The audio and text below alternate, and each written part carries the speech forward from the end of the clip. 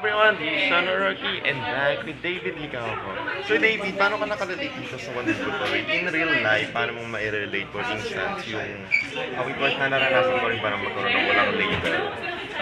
Yeah, I guess since there was a point in my life that I kept on going on.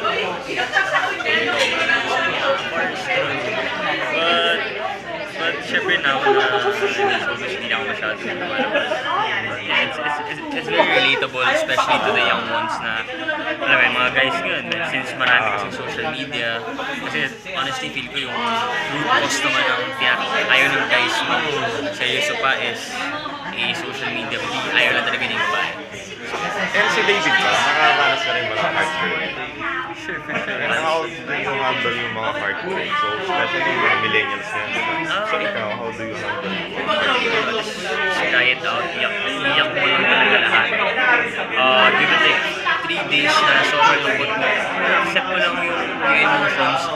But syempre, once, and dapat i-accept mo yung reason kung bakit kayo break. And once you accept it, it will just be easy for you to, move on. And how long para makamove on? Magkano ka tagal? Actually, ako mabilis lang eh. Once I accept it, kung bakit ayaw niya sa akin, kung bakit, why we broke up, why it happened, it's just gonna be easy for you. And advice mo lang siguro sa may mga dumadaan ng mga heartbreak? Sa mga dumadaan sa heartbreak, pabayaan niyo na yun kasi it just means na hindi kayo for each other eh. Once na, alam mo kasi life ko, hindi na natin kailangan magsayang pa ng oras eh, it's traffic, sobrang time na, may career tayo. So, once na may nag-cheat or ayaw na sa'yo ng partner mo or hindi talaga nag-work out yung relationship, just let it go. It's gonna be hard at the start, but it's gonna be worth it. And one last thing na lang, between love and career, since si David nga, di ba, successful sa career. Kung pipiliin ka between love and career, ano yung pipiliin mo sa dalawa? Or possible ka na maging sabay?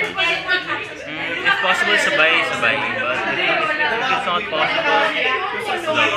And kung naniniwala ka ng pag-successful sa career, malas sa life, and malas sa life, pag-successful sa love life, mas malas sa career.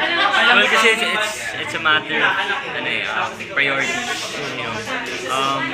When you're busy with your career, obviously wala kang time for your love life. But when you don't have a career to work on, mas marami kang time for love life. So I guess, but then, it's all about time management.